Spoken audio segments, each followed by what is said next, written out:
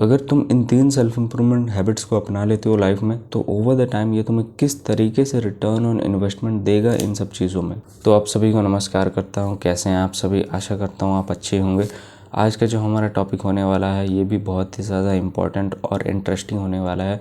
बहुत कुछ चीज़ आपको नया सीखने को मिलेगा। आज हम बात करने वाले हैं, अगर आप इन 3 सेल्फ इम्प्रूवमेंट हैबिट्स को अपना लेते हो अपने लाइफ में, तो over the time max to max मान लेते हैं 10 साल बाद वो आपके लिए किस तरीके से रिटर्न ऑन इन्वेस्टमेंट का काम करेगा। मैं आज जो 3 सेल्फ इम्प्रूवमेंट हैबिट्स बात करने वाला हूँ वो ऑलमोस्ट आप बहुत लोग जानते हैं, लेकिन उसमें कंसिस्टेंट नहीं रह पाते हैं। लेकिन अगर आप कंसिस्टेंट रहोगे बहुत लंबे समय के लिए, तो वो किस तरीके से आपके लाइफ में बदलाव लाएंगे।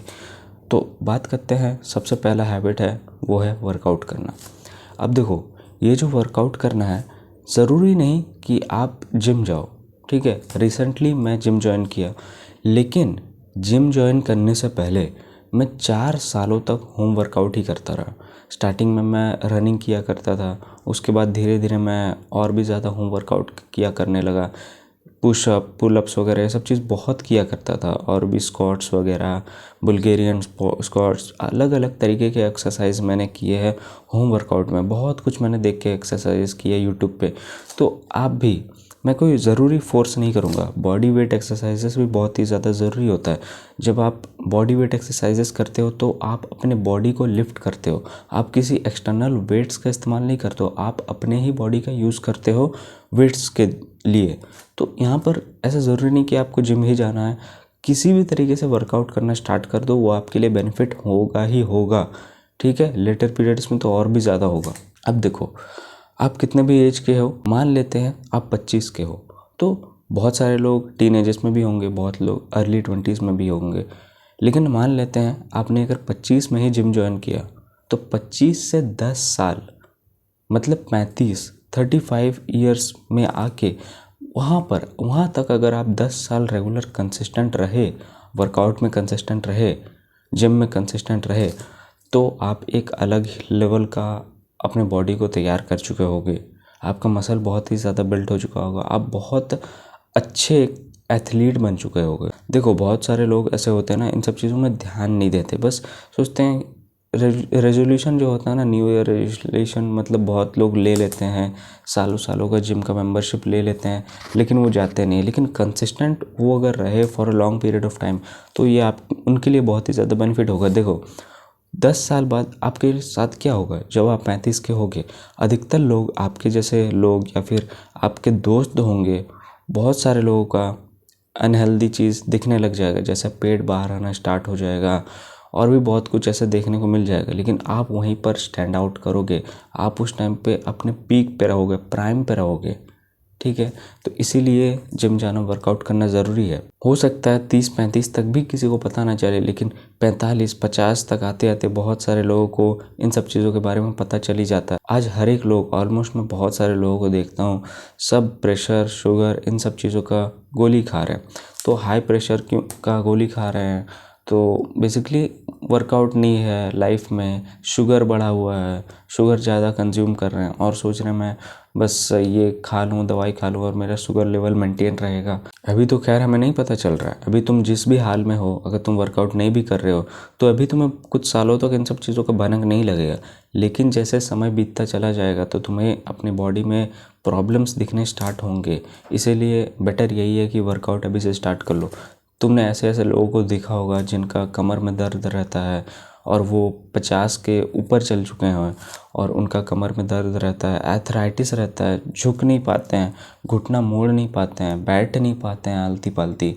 तुम समझ सकते हो इन लोगों का बहुत ज़्यादा प्रॉब्लम हो सकता है। लेकिन अगर ये जिम ज्वाइन करे तो इनके लाइफ में बहुत ही ज़्यादा चेंजेस आएगा। इनको कम से कम उठने बैठने में, झुकने में, इन सब चीज़ों में, बेसिक चीज़ों में प्रॉब्लम नहीं होगा। इसीलिए जिम ज़रूरी है, वेट्स उठाना ज़रूरी है। अगर आप जिम जाओगे तो आप स्टैंड आउट करोगे। और देखो, उस समय आपके साथ क्या होगा, ऐसा नहीं कि आपको कॉम्प्लीमेंट मिलेगा और आप उन्हीं सब चीज़ों में बह जाना, नहीं। कॉम्प्लीमेंट आपको मिलेगा, ठीक है, इन सब चीज़ों का ध्यान रखना। कॉम्प्लीमेंट मिलेगा, वो नॉर्मल है। लेकिन आपको ध्यान इस चीज़ का रखना है कि आप कॉम्प्लीमेंट पाने के लिए जिम नहीं जा रहे हो। ऐसा नहीं कि मुझे कोई बोलेगा, मेरा कोई तारीफ़ करेगा या फिर लड़कियां देख के खुश होंगे मेरे फिज़िक को। नहीं, वो टारगेट मत रखो, वो एकदम घिनौना टारगेट है, वो कोई टारगेट नहीं होता। आपको अपना फिज़िक, ड्रीम फिज़िक अचीव करना है, वो आपके लिए मैटर करता है सबसे ज़्यादा, ना कि कोई मुझे बोले कि वाह कितना अच्छा बॉडी बनाया। ठीक है, थोड़ा बहुत कॉम्प्लीमेंट मिले वो नेचुरल है, लेकिन आपको दिमाग में ये सोच नहीं रखना है कि अच्छा वो मुझे कुछ बोलेगा, अच्छा वो मुझे कुछ बोलेगा, मतलब मुझे अटेंशन मिलेगा। इन सब चीज़ों का ध्यान कभी मत रखना, इन सब चीज़ों में कभी मतलब उलझना मत, ये बहुत ज़्यादा इम्पॉर्टेंट हो जाता है। मैं मानता हूँ आपको बहुत ज़्यादा रिस्पेक्ट मिलेगा, मैं मानता हूँ आप स्टैंड आउट करोगे भीड़ में, लेकिन आप ध्यान रखना कि आप इन सब भावनाओं में बह मत जाना। दूसरा हैबिट जिसके बारे में मैं बात करने वाला हूँ वो है मेडिटेशन। अब देखो, मेडिटेशन ये बहुत ही इम्पॉर्टेंट चीज़ हो जाता है जब आप यंग एजेस में हो। बेसिकली आप अर्ली 20s या फिर लेट टीन एजेस में, जैसे 18-19 के टाइम पे हो। अगर आप इसको इतना कम समय में स्टार्ट करते हो और for a long period of time अगर आप इस चीज़ को करते जाते हो कंटिन्यू, 10 साल तक अगर आप इसको मैक्स टू मैक्स करते रहते हो, हालांकि अगर आप किसी भी चीज़ को उतने लंबे समय के लिए करोगे तो वो आपके डेली हैबिट का, डेली रूटीन का हिस्सा बन जाता है। चाहे आप कुछ भी करो, छोटा मोटा एक्सरसाइज ही करो, आप 10 साल तक अगर कुछ भी चीज़ करोगे तो वो आपके लाइफस्टाइल का पार्ट बन ही जाता है। वहीं बात करते हैं मेडिटेशन के बारे में। अगर आप मेडिटेशन करोगे तो आप 10 साल बाद आपका लाइफ में कैसा भी परिस्थिति हो, आप एकदम शांत रहोगे। आपके विचार आना स्टार्ट होंगे लेकिन आप उस भी जगह पर शांत रहोगे। थॉट्स लेसनेस, इस स्टेट में आ सकते हो।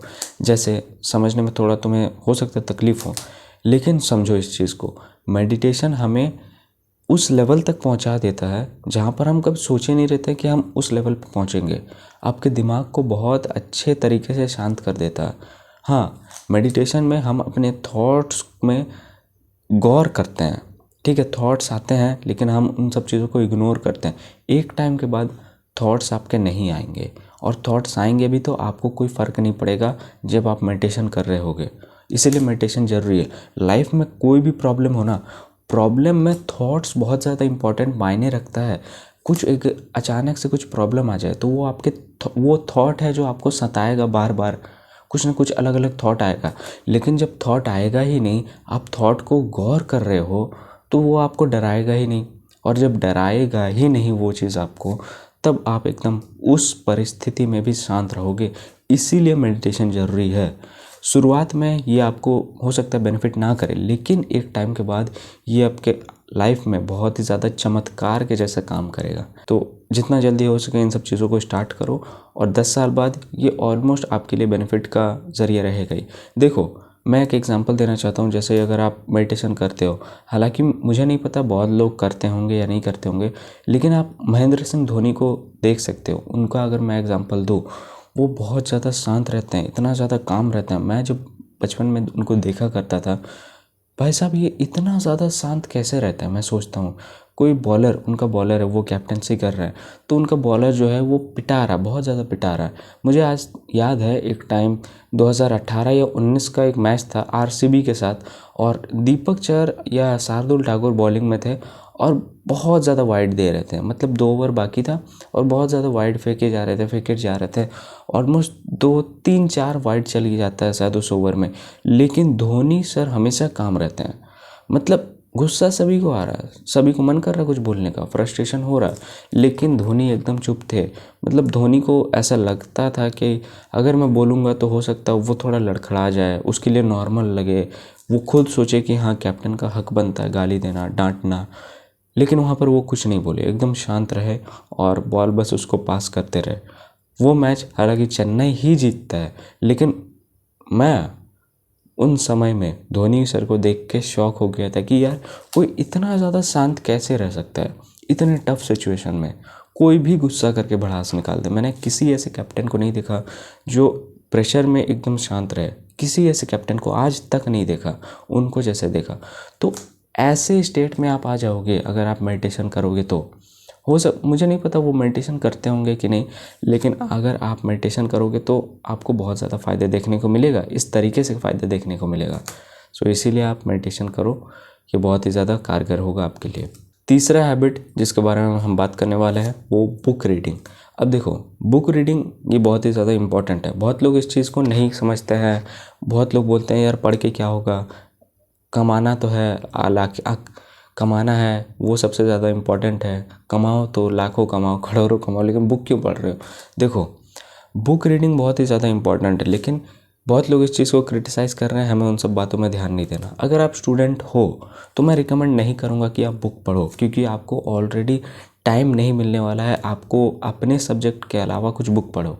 आपको अगर नॉलेज चाहिए तो आप वीडियोस से लिया करो। कुछ भी नॉलेज बुक्स के ज़रिए में मत लो।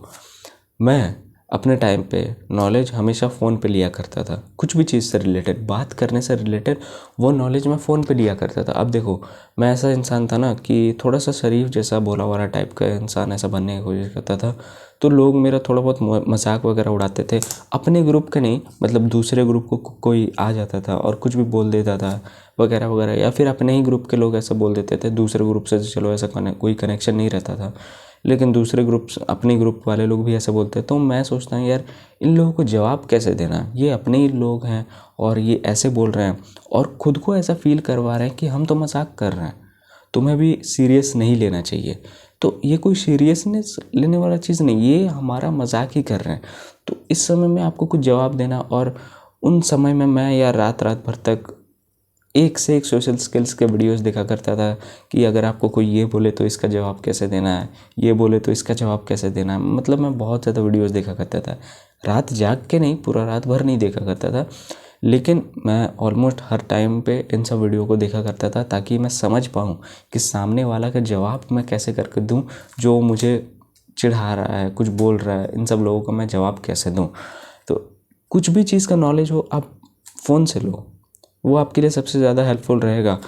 अब बुक खरीदोगे, अब ऐसा ज़रूरी नहीं कि आप अपने बुक को नहीं पढ़ रहे हो, स्कूल के बुक को, अब क्या ज़रूरी है कि आप उस बुक को पढ़ोगे। हाँ, बुक इम्पॉर्टेंट है, मैं मान रहा हूँ, आपको फोकस लेवल बढ़ाना है, लेकिन आप स्टूडेंट हो, आपके लाइफ में ऐसे ही बहुत ज़्यादा बर्डन रहता ही है, सारे स्टूडेंट्स के लिए मैं बोल रहा हूँ। तो आपको यहाँ पर क्या करना, आप ज़्यादा से ज़्यादा मैं बोलूँगा वीडियोज़ ही कंज्यूम कीजिए। जिस भी चीज़ के बारे में जानना है, सब चीज़ों के बारे में यूट्यूब पे है। ऐसा नहीं है कि आपको कुछ नॉलेज ऐसा है जो यूट्यूब पे अवेलेबल नहीं है। बहुत सारी चीज़ों के बारे में नॉलेज अवेलेबल है, आप उन सब चीज़ों को कंज्यूम कर सकते हो यूट्यूब से। आप चाहते हो तो बुक्स वगैरह ले सकते हो, जैसे कोई एटॉमिक हैबिट्स वगैरह, डोपामिन डिटॉक्स, ऐसे कोई बहुत सारे बुक्स रहते हैं, लॉ सीक्रेट, मैनिफेस्टेशन वगैरह, इन सब चीज़ों को आप ले सकते हो। आप चाहो तो पावर ऑफ सबकॉन्शियस माइंड, एक से एक अच्छे अच्छे बुक्स हैं, आप चाहो तो ले सकते हो। नहीं तो ऐसे ही बहुत सारे चीज़ों के बारे में यूट्यूब पे नॉलेज ऑलरेडी अवेलेबल है, आप इन सब चीज़ों को कंज्यूम कर सकते हो, जो आपके लाइफ में अल्टीमेट बेनिफिट देखने को मिलेगा ही मिलेगा। ठीक है, ये इम्पॉर्टेंट हो जाता है। तो इतना ही था आज का वीडियो। आई होप आप लोगों को अच्छा लगा होगा, और जितने भी सारे चीज़ों के बारे में मैंने बात किया है, आपको कुछ ना कुछ नए चीज़ों के बारे में पता चल गया। आप देखो, ये 3 हैबिट जो है, अगर आप इन सब चीज़ों को 10 सालों तक करोगे तो आप लिटरली ऑलमोस्ट स्टैंड आउट करोगे ही करोगे अपनी लाइफ में, लोगों से अच्छे दिखोगे ही। अब अच्छा दिखना ही इम्पोर्टेंट नहीं है, मतलब एक अच्छा लाइफ को जीना है, हेल्थ भी इम्पॉर्टेंट है, वो चीज़ भी इम्पॉर्टेंट है। वो अगर हमारी लाइफ में रहेगा तो ऑलरेडी हम मतलब कॉन्फिडेंट रहेंगे किसी भी चीज़ में कि हाँ चलो मैंने ये चीज़ तो अचीव किया है। आप खुद पे गर्व महसूस करोगे अगर आपका फिज़ीक रहेगा, आप मेडिटेशन करोगे, आपका माइंड रिलैक्स रहेगा, काम रहेगा, थॉट्स नहीं आएगा, तो आप खुद में मतलब ज़्यादा रहोगे, ना कि दूसरों में ज़्यादा फोकस करोगे। बुक रीड करोगे, नई नई चीज़ों के बारे में पता चलेगा, न्यूज़पेपर रीड करोगे, नई चीज़ों के बारे में पता चलेगा, नए वीडियोस देखोगे, सेल्फ इम्प्रूवमेंट वीडियोस देखोगे, कुछ ना कुछ सीखते रहोगे लाइफ में। ठीक है, तो इंसानी दिमाग का और भी बहुत ज़्यादा कैपेसिटी है। ऐसा नहीं कि आप इन 3 ही चीज़ों में सीमित रह जाओ, और भी ऐसे ऐसे चीज़ हैं जिस चीज़ को आप कर सकते हो अपने लाइफ में। ठीक है, ये ज़्यादा इंपॉर्टेंट हो जाता। सो आई होप ये वीडियो अच्छा लगा होगा।